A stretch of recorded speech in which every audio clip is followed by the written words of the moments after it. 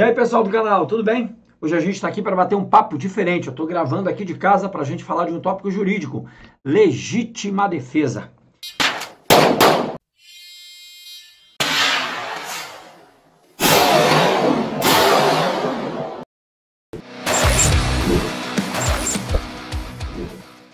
Eu estou gravando esse tópico em resposta a uma dúvida enviada pelo Eric, lá na nossa comunidade de Armamentírio no Facebook. Nós temos um perfil no Facebook também, e o link está aqui embaixo, se acaso você quer nos seguir no Facebook e participar das nossas comunidades, tá?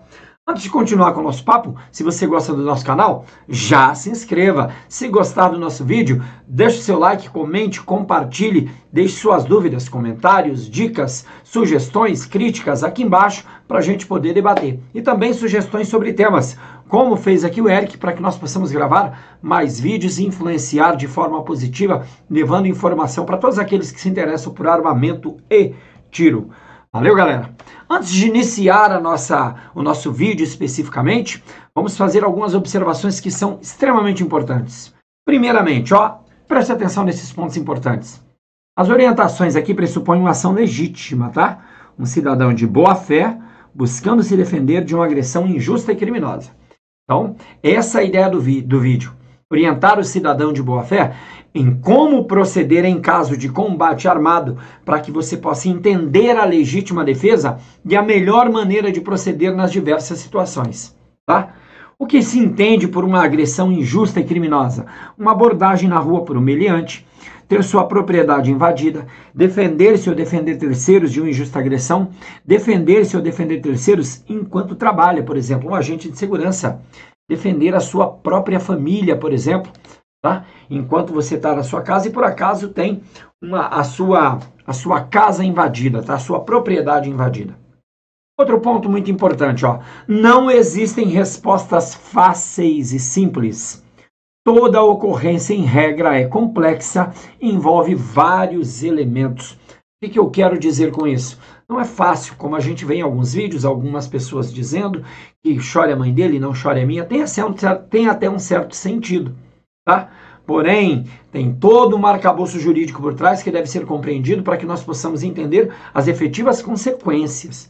Porque, veja, andar armado é uma responsabilidade muito grande. E você tem que conhecer todo esse arcabouço, entender, ao menos parcialmente, as implicações para que você possa, então, agir da melhor maneira possível e com consciência, tá bom? Outro ponto importante, se liga. Não é possível saber o resultado de uma ocorrência com uma arma de fogo.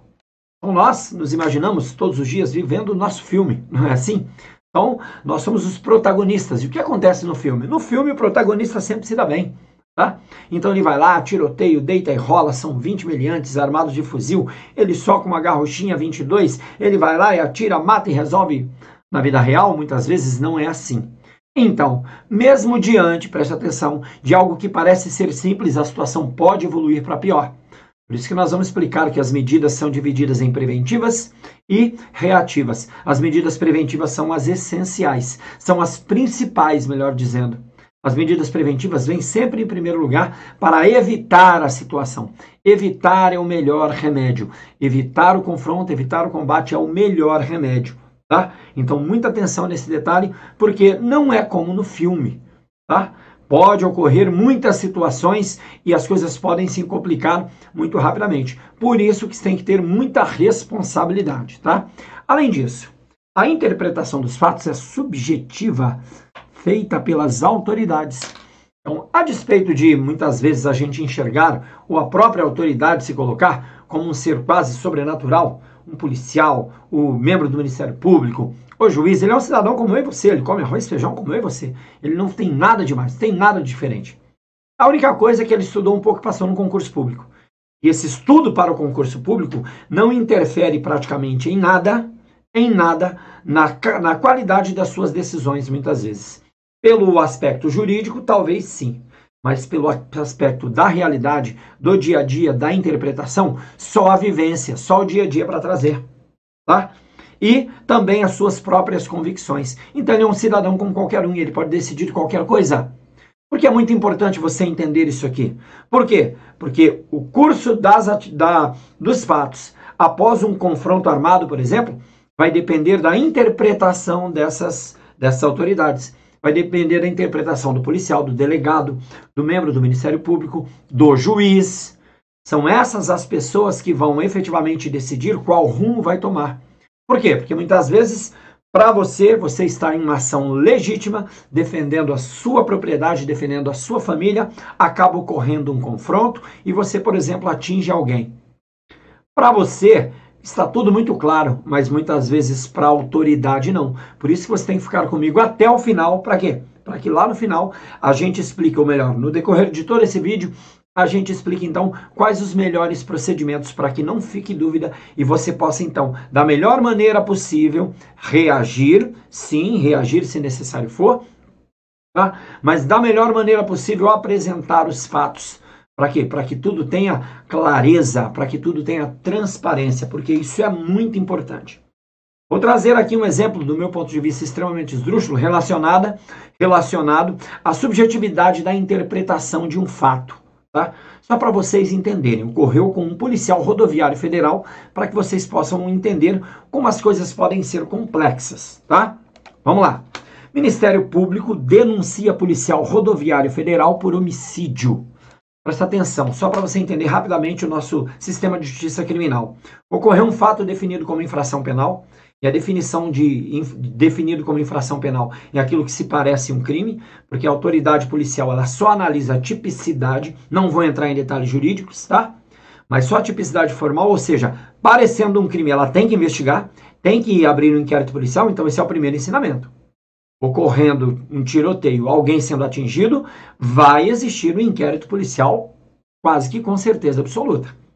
Tá? E esse inquérito policial ele é indisponível para o delegado. Por mais que o delegado queira arquivar, ele não pode arquivar. Ele vai ter que apresentar ao Ministério Público, que é o próximo elemento nessa caminhada entre a investigação, que começa com a ocorrência do fato, até a sentença, se houver processo. O que o Ministério Público faz? Qual o seu papel? Ele tem o papel de provocar o Poder Judiciário oferecendo a denúncia. Ou seja, se ele pega as informações da polícia, entende que ali, por exemplo, houve um crime, não foi legítima defesa, ele faz um documento, a inicial acusatória, no caso uma denúncia, e encaminha ao Poder Judiciário. Ou seja, o delegado faz uma análise, passa para o Ministério Público, o Ministério Público analisa, faz o seu documento e se ele entender que é o caso de iniciar o processo, ele envia para o Poder Judiciário, para o juiz.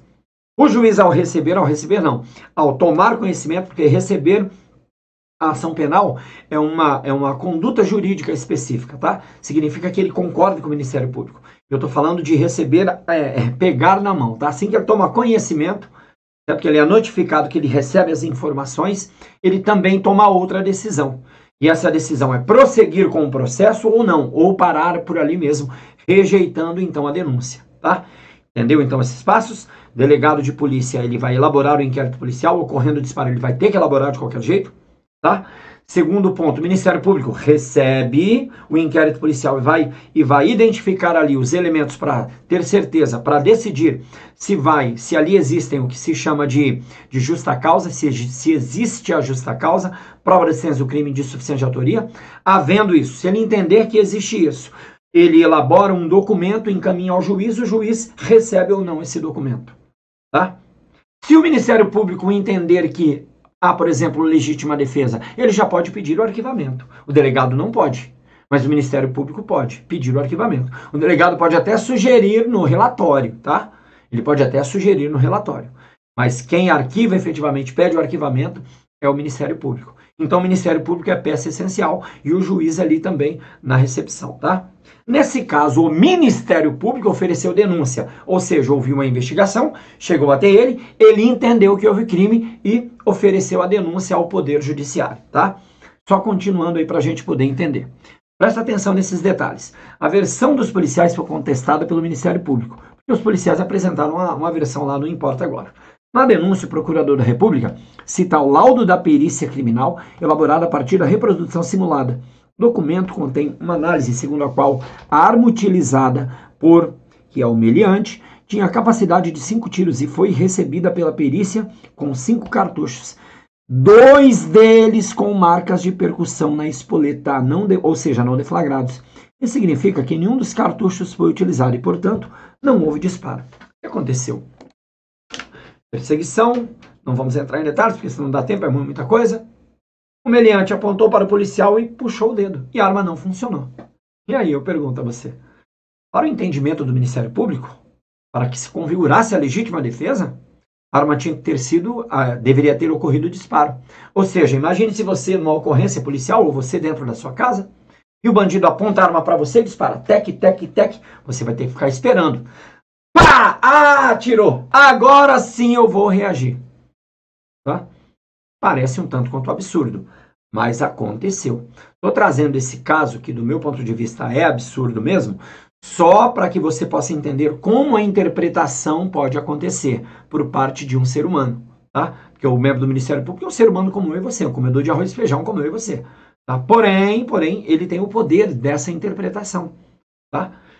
Veja que isso nem de longe é a regra. Nem de longe é a regra. Pode ter certeza absoluta. Se os autos estiverem claros, ou seja, se tudo estiver claro, tudo segue um trâmite normal. Mas eu trouxe esse caso justamente para que nós possamos entender como as coisas funcionam, que as coisas não são simples. Continuando, presta atenção. Para o MPF, a constatação rechaça a narrativa apresentada pelos policiais rodoviários federais e confirma que tomou uma atitude desproporcional à motivação.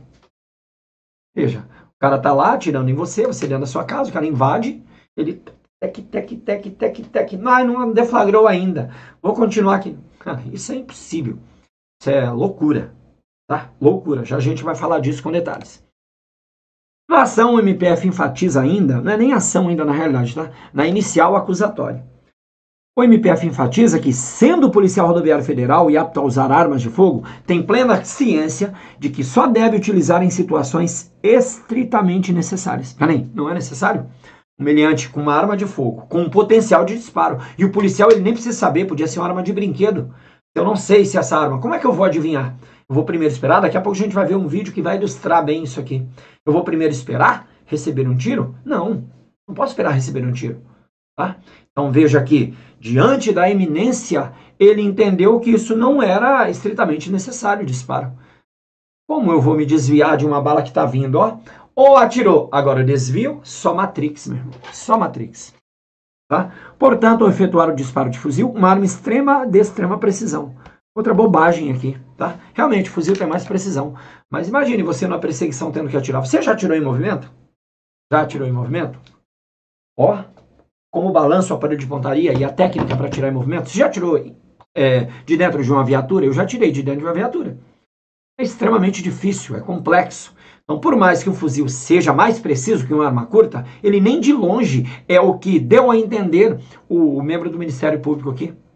Só para você entender um outro caso interessante que aconteceu em Campo Grande. Tá? Um colega meu estava numa situação, houve uma vias de fato, e vieram 5 indivíduos para o lado dele, com um pedaço de pau para cima. E ele estava com arma de fogo, realizou 2 disparos no peito do indivíduo. Certo? O Ministério Público disse assim, ó, mas você é um especialista, você deveria ter atirado no joelho. Você acha que alguém consegue pensar nessa hora? O ser humano, diante de um instinto de sobrevivência, sabendo que ele pode perder a vida a qualquer momento, tendo como único objeto de defesa a sua arma, você acha que ele vai ficar? Vou atirar no joelho. Vou atirar no outro joelho. E como é que acerta, primeiramente? E quem diz que raciocina? Você quando treina, nós quando treinamos, e temos sim uma perícia muito maior do que um cidadão comum, mas nós quando treinamos, nós melhoramos um pouco essa reação. Mas essa reação é intrínseca, é do ser humano, tá? E envolve um instinto de sobrevivência. Então isso aqui está claro, que é algo que vem da fantasia, da cabeça. Ai, você é especialista, lembra do filme? Você é especialista, você tinha que deitar, rolar, mirar e atirar para acertar na mão, pegar na arma, a arma rolar e tudo ser lindo como no filme. Não existe isso. Na hora H, pra vocês terem uma ideia, existe um estudo nos Estados Unidos, elaborado pelo FBI, que em combates, e olha que a polícia do FBI é uma polícia muito bem preparada em relação às outras polícias do mundo, mas em combate, de 25% a 20% dos tiros somente atingem o alvo. O resto tudo é perdido, porque a situação de estresse é muito complexa e atirar não é tão simples assim. Uma coisa é no stand, muito gostoso, você sabe que o alvo não vai atirar em você, você corre, deita e rola. É por isso que o treinamento é essencial, tá bom? Vamos lá, continuando. Certo? Portanto, ao efetuar o disparo de fuzil a extrema precisão, com o intuito de suposta ameaça apresentada por materialização do uso de arma de fogo, sem que a vítima tivesse efetivamente efetuado qualquer disparo, pretendeu o resultado mais grave. Ressalta o procurador, concluindo que foi um homicídio doloso. Veja, se eu tiver que esperar efetivamente, tá? Esperar efetivamente, para que alguém atire em mim, para que eu possa reagir, eu vou morrer, como a gente vai ver daqui a pouco no vídeo. Não tem jeito, não tem como esperar, tá bom? Preste atenção que o procurador citou essa portaria que foi editada pelo Dr. Luiz Paulo, que era ministro da Justiça à época, o ministro tampão, porque era o Tarso Genro. Eu, inclusive, tive a reunião com o Dr. Luiz Paulo, eu sou um dos representantes da minha categoria, né? Sou um dos representantes da federação, dos integrantes da federação, aqui no meu estado, diretor aqui no meu estado, certo? E o doutor Luiz, nós fizemos uma reunião com o doutor Luiz Paulo, não para tratar disso, mas só para citar que ele estava no mandato tampão, resolveu assinar essa excrescência aqui, na minha opinião, que é essa portaria, tá? A portaria 4226.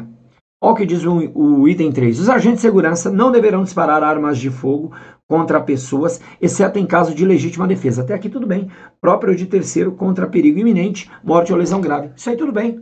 E aí eu te pergunto, alguém com arma que pode atirar, atirando em você, porque ela falhou, não seria iminente o risco para caracterizar a legítima defesa? Claro que seria. Se fosse uma arma de fogo, uma arma de brinquedo, eu atiraria. Eu não sei se é arma de brinquedo. O cara com arma de paintball apontou para mim no escuro uma arma. Não dá para saber, meu irmão. Tá?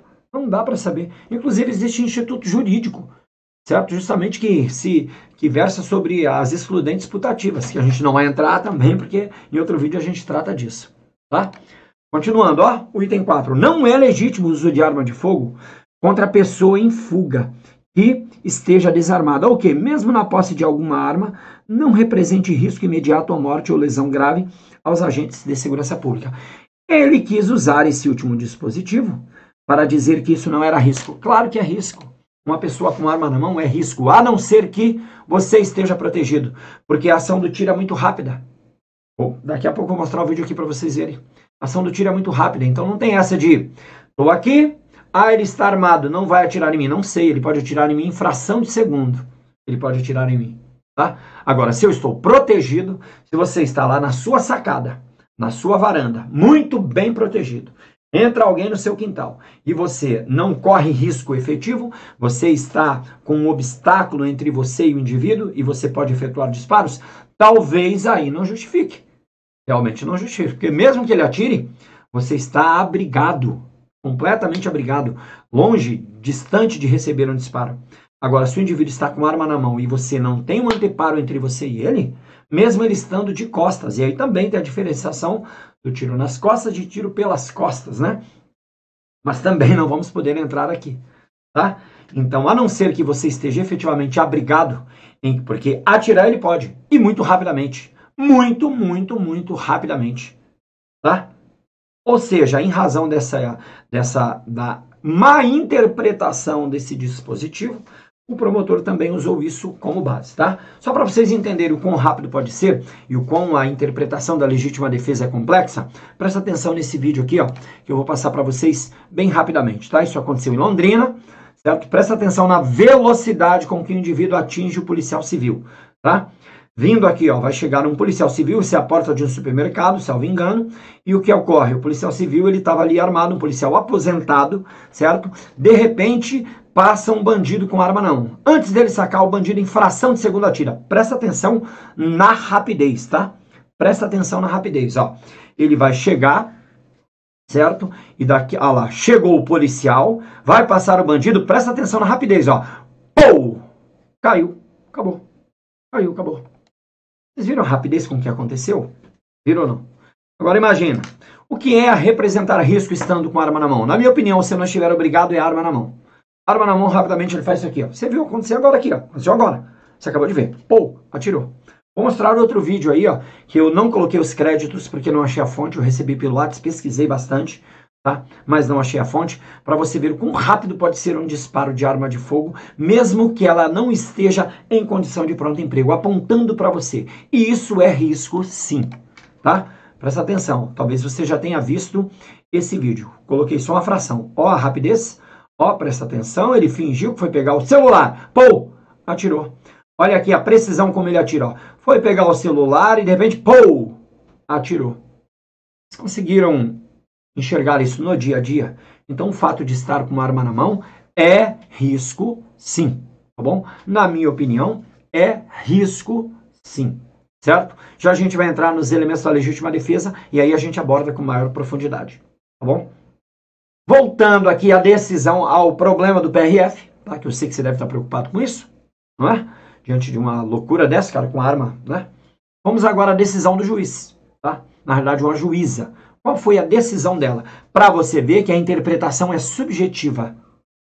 Normalmente, segue-se um campo de uma lógica, tá? Vejamos a interpretação do juiz. Lembra o papel? Delegado faz inquérito, apresenta ao Ministério Público olha se é caso de ação, se ele achar que é caso de ação, ele manda para o juiz, que foi o caso desse promotor. Ele poderia ter pedido o arquivamento, tá? Olha o que decidiu o juiz. Registro por fim que a presunção da atuação regular de boa-fé do policial rodoviário federal se coloca cotidianamente em situação de risco em proteção da sociedade. Somente pode ser afastada diante de elementos concretos que evidenciem a conduta criminosa, inocorrente na espécie.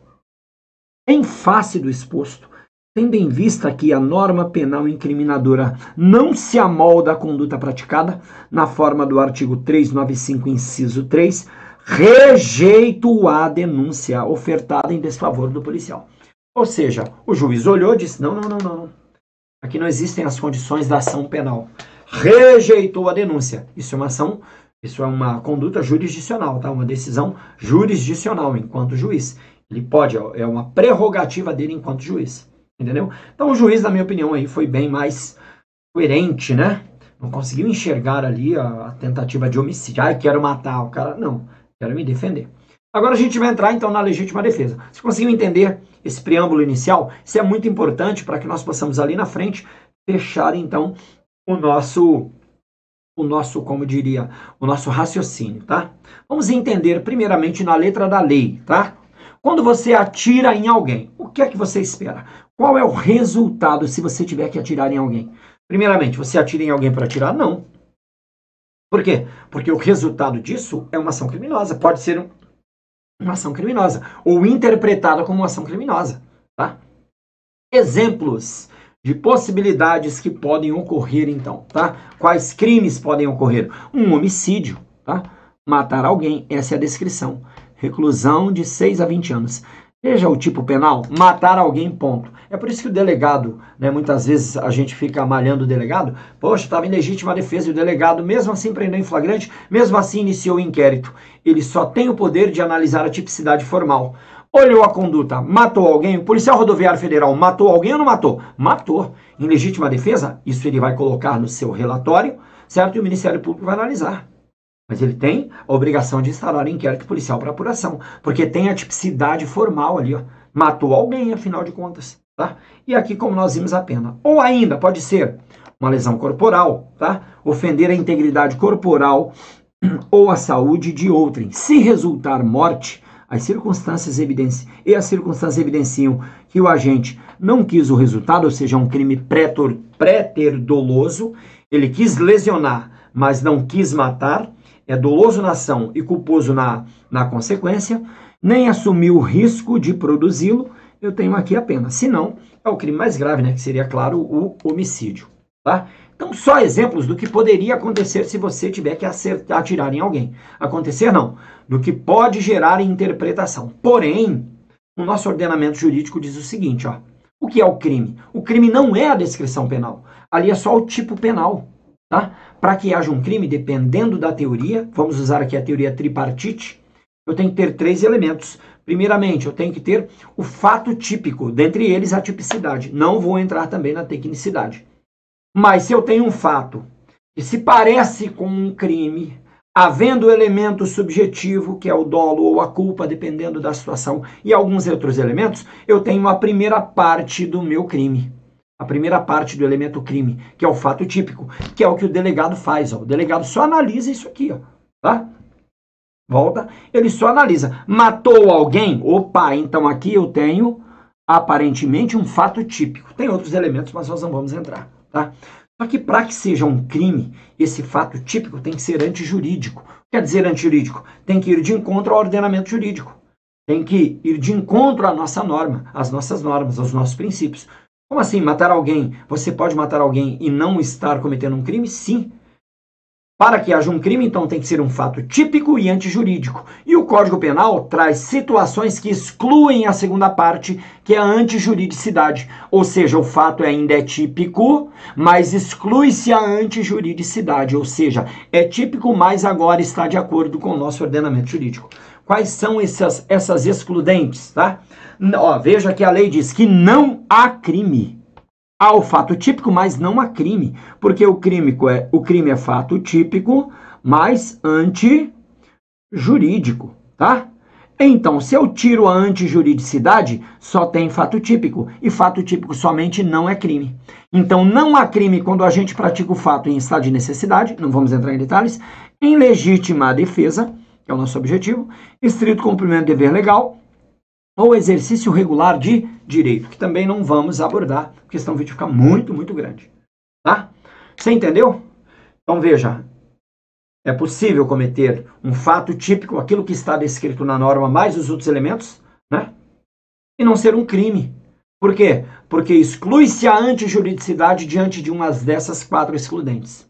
Entre elas, a principal é a legítima defesa. Tá bom? O que vem a ser a legítima defesa segundo o artigo 25 do Código Penal? Entende-se em legítima defesa quem, usando moderadamente dos meios necessários, repele injusta agressão, atual ou iminente, a direito seu ou de outrem. Ai, que complexo. Vamos simplificar aqui só para você entender, reordenando os termos, tá? E aí eu já vou te explicando. Entende-se em legítima defesa quem repele injusta agressão. O que é uma agressão injusta, afinal de contas? Só porque você não acha justa? Não.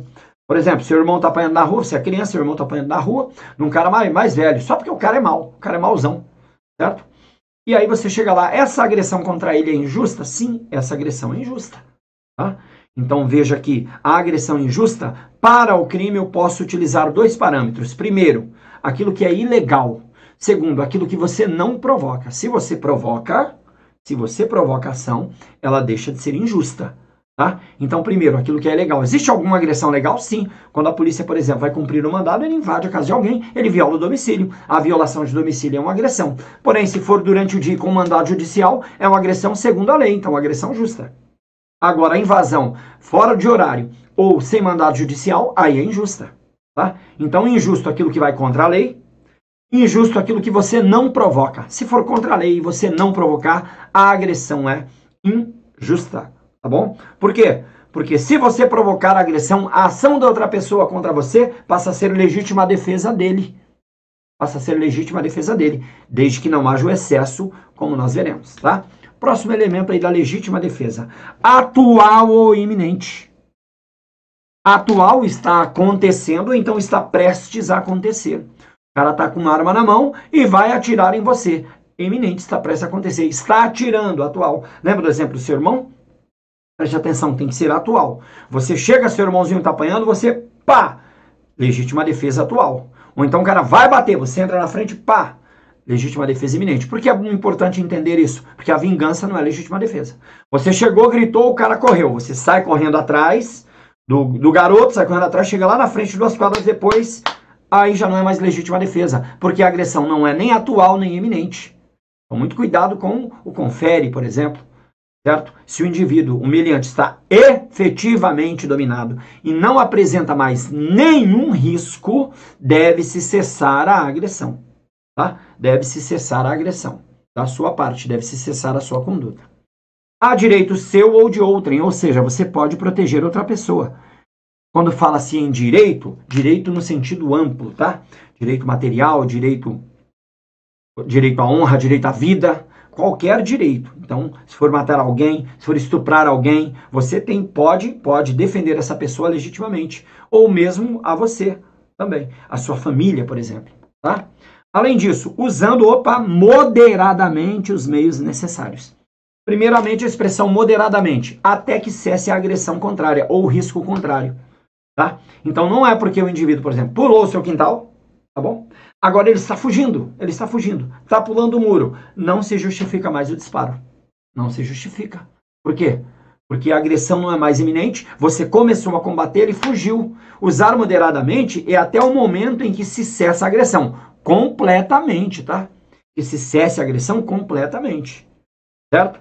Então, isso é usar moderadamente, para você não entrar no excesso, porque o excesso também gera legítima defesa ao outro. Vamos imaginar que o humilhante chegou na sua casa, se entregou, se jogou no chão, eu me entrego, joga a arma, porque viu que você estava armado com a calibre 12, pô, no primeiro disparo. Ele joga a arma, você tem certeza absoluta, você dá comandos de voz para isolar a situação e garantir que exista efetivamente segurança, mas isso a gente pode aprender em outro vídeo, tá? Mas o indivíduo não oferece mais nenhum risco, tá? E você vai lá e, opa! Aí deixou de ser legítima defesa, tá? Preste atenção para a próxima expressão. Os meios necessários, tá? Meios necessários. O que são meios necessários? Os meios que sejam suficientes para fazer cessar a agressão. Aqui eu tenho um grande problema. Por exemplo, faca. Eu gravei um vídeo aqui no nosso canal, depois você baixa lá. Inclusive eu coloquei como restrito, porque tem algumas cenas que são mais complicadas, né? Então tá como restrito para maiores de 18 anos, certo? E eu gravei sobre arma de fogo contra a faca. E você vai ver lá que a faca, ela é mais letal do que uma pistola. Por que eu estou dizendo isso? Porque muitas vezes lá, o membro do Ministério Público, o juiz ou o delegado vai dizer, mas ele só estava com a faca e você atirou nele. Então, isso é muito complexo, tá? A situação dos meios necessários, moderados e necessários. Uma mulher, por exemplo, contra um homem, poderia usar uma arma de fogo? Claro que sim. Um homem pode matar uma mulher com as mãos, em razão do poderio físico do homem. Você, franzino, magrelo, lutando contra um lutador de jiu-jitsu. E aí, como é que funciona? Então, esse é o ponto, na minha opinião, um dos mais complexos. Tá? Por quê? Porque existe muita fantasia nisso. E nós aprendemos já também, está mudando a doutrina, que a quantidade de disparos é a quantidade necessária para fazer cessar a agressão. E que na hora ali não tem essa de tou. Não, é tou, até resolver a agressão. Mas a gente aborda em outro momento. E essa quantidade de disparos pode se caracterizar excesso só se os disparos ocorrerem após a cessação da agressão. Porque enquanto o indivíduo estiver vindo para cima, é tou. Depois de receber disparos, o indivíduo pode lutar de 15 segundos a 1 minuto. E nisso ele pode fazer um estrago muito grande, inclusive levar a vida sua ou de outra pessoa. E aí, vencedor da batalha é quem sai vivo. Tá? Então, muita atenção com os meios necessários. Aqui é o ponto mais sensível, na minha opinião. Por quê? Porque utilizar uma arma de fogo, por exemplo, quando o indivíduo chega com uma arma de brinquedo. Só que você sabia que a arma era de brinquedo? Não, legítima defesa putativa. Ou seja, que não era real, contra uma agressão que não era real, só que você não sabia. Tá? Você vai adivinhar que a arma é de brinquedo? Não tem como. E nós vimos há pouco que no disparo que aconteceu, rapidamente já aconteceu o disparo ali. Certo? Então, essa situação de meios necessários é a mais complexa. Tá? Em minha opinião, opinião pessoal, tá bom? Se eu tiver que entrar em combate com alguém, vou atirar até cessar a agressão mesmo. E se eu tiver alguma dúvida de que esse indivíduo pode gerar risco para a minha vida, estando ele com um pedaço de pau, com pedra, talvez até desarmado, se ele for um lutador profissional, se ele for muito grande, dependendo da condição que eu esteja, certo? Eu vou utilizar minha arma de fogo? Sim. Interpretação, tá bom? E aí sim cabe aquela expressão, que chora a mãe dele e não a minha. Mas nessa situação, quando você tem certeza absoluta de que não há outro meio, tá? Pontos importantes que devem ser observados. A legítima defesa não é vingança, tá? O indivíduo foi lá, matou, o indivíduo, aí o irmão do outro foi, lá, matou, aqui matou, Não, já foi, perdeu. Infelizmente, não pode ser vingança, tá? Outro ponto, atenção com a proporcionalidade e a paridade de armas. Então a conduta tem que ser proporcional. O cara te xingou, você não pode dar um tiro nele. Tá? O cara invadiu sua casa. Quando você acendeu a luz, ele correu, já está correndo, está pulando o muro. Você tem certeza absoluta que não há risco, não há por que dar atirar. Por exemplo. Agora o indivíduo veio, para cima, você não sabe, tá no escuro, atire, meu irmão. Atire, aí vem do coração. Tá? É necessário conhecimento prévio da agressão atual ou iminente. Você tem o seu inimigo lá, encontrou na rua, antecipadamente? Porque você acha? Não. Você tem que ter certeza que o indivíduo, ele efetivamente ia te agredir, senão não se enquadra. E preste atenção no excesso, tá? Deve-se parar quando há certeza de que cessou a agressão injusta. Muito cuidado, porque muitas vezes não cessou. O indivíduo, ela tem capacidade combativa. O que você tem que fazer? Presta atenção. Você tem que se manter alerta. Mantenha-se alerta, mesmo que já tenha cessado a agressão, porque ele pode a qualquer momento reagir. Certo? Então, muita atenção para isso. Não é porque o indivíduo diz que se entregou que ele vai se entregar. Ele talvez esteja simulando, dissimulando, talvez ele tenha uma arma ainda. Então, mantenha a segurança. E nós veremos daqui a pouco que a conduta é imediatamente entrar em contato com a polícia. Tá? Observações importantes. A melhor forma de se defender é agir preventivamente, tá? A gente está falando aqui em situação extrema. A conduta preventiva é a melhor situação, de longe, de longe, de longe. Você chegar na sua casa, olhar no portão para ver se não tem ninguém. Você está entrando na garagem, fica olhando pela garagem para ver se não entra alguém enquanto fecha o portão. A galera entra direto, né? Ah, quer manobrar, vou bater, não vou bater, esquece da garagem, é quando os meliantes, sabendo disso, chegam. Depois a gente vai gravar um vídeo especificamente sobre isso, sobre o ato de ser surpreendido e como ser surpreendido é ruim numa situação como essa, estando armado ou não estando armado. Tá bom? Então, muito cuidado com isso, ó. Por isso que a prevenção é o melhor remédio. A prevenção vai evitar que isso aconteça. Pequenas condutas, como a gente vai aprendendo aí, principalmente na nossa semana do Arma Anti-Tiro, que a gente está fazendo lá na nossa comunidade no Facebook e no Telegram. Os links vão estar aqui embaixo, tá bom? Se você quiser participar. Vamos lá, presta atenção. Os resultados do combate armado são imprevisíveis, tá? Completamente imprevisíveis. Não tem essa de, ah, não, sou Rambo, lá na minha cabeça, eu vou fazer, vou atirar, vou deitar, vou fazer, vou acontecer. Negativo. Tá? Por isso que ele deve ser evitado. Deve ser a última conduta possível, o combate armado. Tá bom? Além disso, tenha em mente que sua vida e de seus familiares é o mais importante. Esse deve ser o foco. Tá? Esse deve ser o foco. Isso quer dizer que, imagine você na sua propriedade rural, tá vindo os meliantes, você muito bem armado, você vai ficar lá esperando? Se não tiver jeito, sim, mas se tiver jeito, você vai pegar sua família, colocar na sua caminhonete, vai ligar para a polícia e vai embora, meu irmão. Estou armado até os dentes para o último caso. Agora, se não tem para onde fugir, aí é outra história. Agora, se você pode fugir, combate do meliante deve ser feito pelos policiais, polícia armada. Agora, em última rácio, numa última possibilidade, é aí que você entra em combate. Tá? O foco deve ser a sobrevivência. Preste atenção que a situação pode piorar muito rapidamente, tá? Então, aquilo que parece bobagem, o indivíduo está ali, ó. Inclusive, nesse vídeo que eu peço que vocês assistam, arma contra faca, pistola contra faca, eu trato justamente disso. Tá? Onde uma situação que tem 4 ou 5 policiais armados com arma longa e um cara com a faca, ele mata todos os policiais. Assiste lá para você ver. Porque evoluiu muito rapidamente, tá tudo controlado. Sou polícia, tô com fuzil, aí de repente, acabou. Certo? Preste atenção, se você acredita com convicção que a sua vida pode estar em risco, haja, tá? Não fique esperando, não fique achando, você tem que agir. Opa, o haja ali está errado, haja de ação. Foi problema aqui no corretor, me perdoe, tá? Haja, foi na hora de digitar ali, certo? Então você tem que agir, tá? Tem que agir. Para finalizar, certo? Algumas situações aqui que você deve tomar em caso de combate armado para reduzir, então, as suas dores de cabeça. Primeiro ponto, certo? Se você tiver um combate e disparou ou não, tá? A primeira pergunta é, atingiu alguém? Se atingiu alguém, providencie socorro urgentemente, acionando o socorro profissional, SAMU, SIAT, tá? Mesmo sendo meliante. Isso vai comprovar a sua boa-fé, como cidadão. Então chame o SAMU, chame o SIAT. Isso vai contar em todos os momentos a partir dali. Tá? Ocorreu uma situação de combate, desde que você já tenha garantido a sua segurança, a segurança da sua família, chame o SAMU. Tá bom? Além disso, preste atenção. Na medida do possível, preserve o local para a perícia posterior. Então a cena fala. A cena do confronto fala para o perito.